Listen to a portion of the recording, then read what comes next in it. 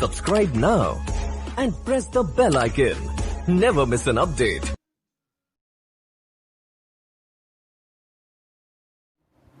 देखिए बच्चों, आज मैं आपको क्लास 9th की केमिस्ट्री का chapter 2 is matter around us pure बताऊंगा। एक्सप्लेन करूंगा हिंदी और इंग्लिश में, अच्छे से समझिएगा।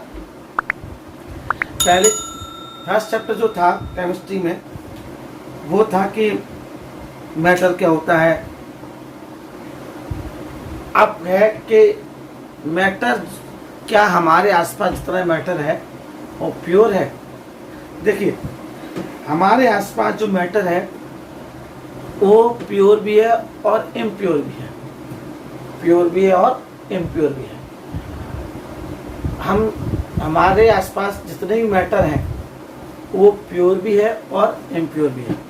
तो सबसे पहले हमें समझना होगा प्योर सब्सटेंसेस क्या होते हैं और इम्प्योर सब्सटेंसेस क्या होते हैं।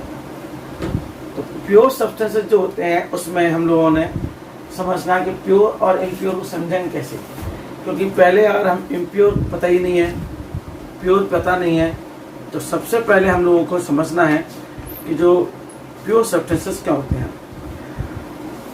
क्योंकि हमारे आसपास दो टाइप के बताया था सब्सटेंसेस हैं, प्योर सब्सटेंसेस और इम्प्योर सब्सटेंस। सबसे पहले मैं आपको प्योर सब्सटेंसेस के बारे में बताऊंगा। अब देखिए, प्योर सब्सटेंसेस बहुत ईजी है प्योर सब्सटेंस समझना। प्योर सब्सटेंस क्या होता है? Which is made up only one kind of particle. A substance which is made up of only one kind of particle। ये क्या है? प्योर सब्सटेंस मतलब ऐसे सब्सटेंस जो सिर्फ एक ही पार्टिकल्स के, एक ही टाइप के पार्टिकल से मिलकर बने होते हैं, प्योर सब्सटेंसेस कहलाते हैं। Made up of only one kind of particles is called, clear? साफ लिखा है made of one kind of particles only is called pure substance. समझ में आ गया? अब पार्टिकल्स कुछ हो सकते हैं, एटम हो सकते हैं, मॉलिक्यूल्स हो सकते हैं, लेकिन वन टाइप के ही होंगे। अब सभी एलिमेंट्स और कंपाउंड्स, एलिमेंट्स और कंपाउंड्स इसके एग्जाम्पल हैं। एलिमेंट्स और कंपाउंड प्योर सब्सटेंस होते हैं। एग्जाम्पल में लिख देंगे एलिमेंट्स एंड कंपाउंड्स। तो पहले pure substance, a substance which is made up only one kind of particles is called pure substance।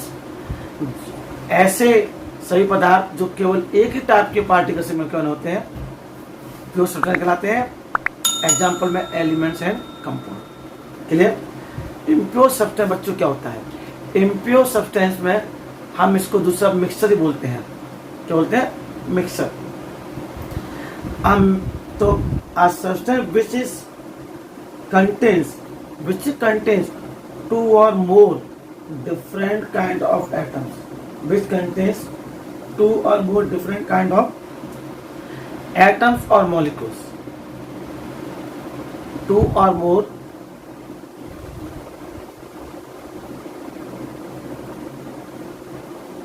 different kind of atoms or molecules are called mixtures। समझ में आ गया? मतलब इसमें हमेशा दो या दो से अधिक के टाइप के पार्टिकल्स मिले होंगे। जैसे आपको पता है salt solution, milk, fat, salt solution, fat, milk. Sugar solution हो सकता है, एयर है, एयर मिक्सचर है, शुगर केन जूस है, एलपीजी है, टैप वाटर है, टी है, कॉफी है। ये सब क्या है? हम इसको इम्प्योर सब्सटेंस मिक्सचर के बारे में बताते हैं। मैंने आपको बताया था प्योर सब्सटेंस में एलिमेंट्स और कंपाउंड्स। प्योर सब्सटेंस में क्या आते हैं? सबसे पहले एलिमेंट्स एंड कंपाउंड। अब हम एलिमेंट्स के बारे में पढ़ेंगे। अब देखिए एलिमेंट्स,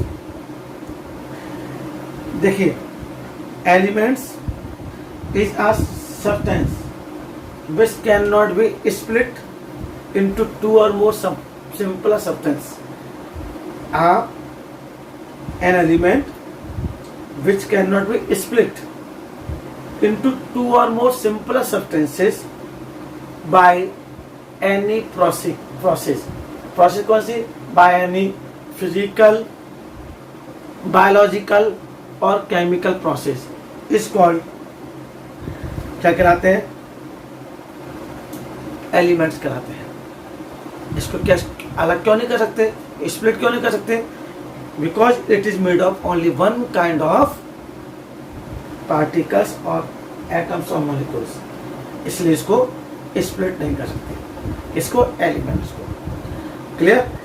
एलिमेंट्स को हम अब इसमें जितने भी एलिमेंट्स मैं आपको बता रहा हूं, इसमें लगभग 120 एलिमेंट डिस्कवर हो चुके हैं, लगभग 120 एलिमेंट डिस्कवर हो चुके हैं।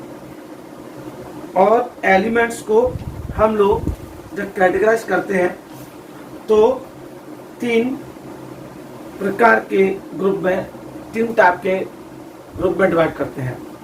Number 1 metals, number 2 non metals,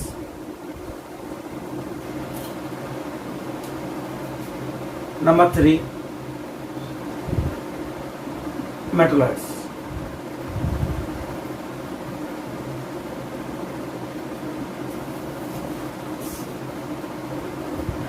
metals, non metals और मेटलॉइड। अब सबसे पहले मैं मेटल्स की बात करूंगा। आपको सबसे पहले मेटल समझना है। मेटल्स, नॉन मेटल्स और मेटलॉइड की को इनकी कैटेगरी की बेस पर क्या किया गया? इनको कैटेगरी की बेस पर 3 ग्रुप में डिवाइड किया गया है। सबसे पहला metals, second non metals, third metalloids. तो मेटल्स क्या होते हैं? सबसे पहली बात, metals are those elements which lose electrons and forms positive ions and forms electropositive या पॉजिटिव आयंस। तो एलिमेंट, वो एलिमेंट जो इलेक्ट्रॉन डोनेट करते हैं, और इलेक्ट्रॉन डोनेट करने के बाद क्या बनाते हैं? इलेक्ट्रोपॉजिटिव एलिमेंट बनाते हैं, मेटल्स कहलाते हैं।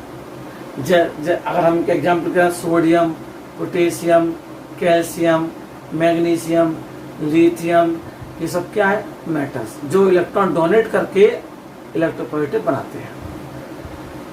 नॉन मेटल्स क्या होते हैं?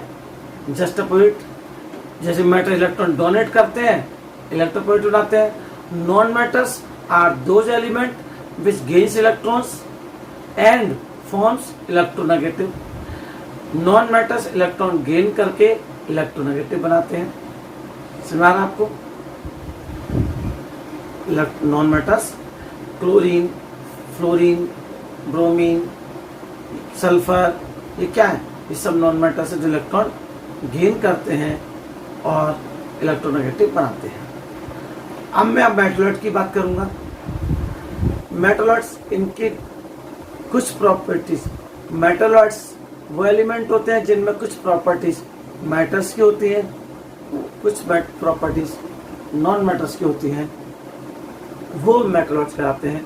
जैसे boron, silicon, germanium, arsenic, antimony, polonium, ये सब क्या है? मेटलॉइड्स, जिनमें कुछ प्रॉपर्टीज मेटल्स की हैं और कुछ प्रॉपर्टीज नॉन मेटल्स की। बच्चों, नेक्स्ट जो वीडियो बनेगी, आपको प्रोवाइड कराई जाएगी, उसमें फिजिकल प्रॉपर्टीज ऑफ मेटल्स के बारे में पढ़ेंगे। बहुत इंपॉर्टेंट वीडियो है, बहुत इंपॉर्टेंट टॉपिक है, क्योंकि इसी का 10th में लिंक है chapter metals and non metals में।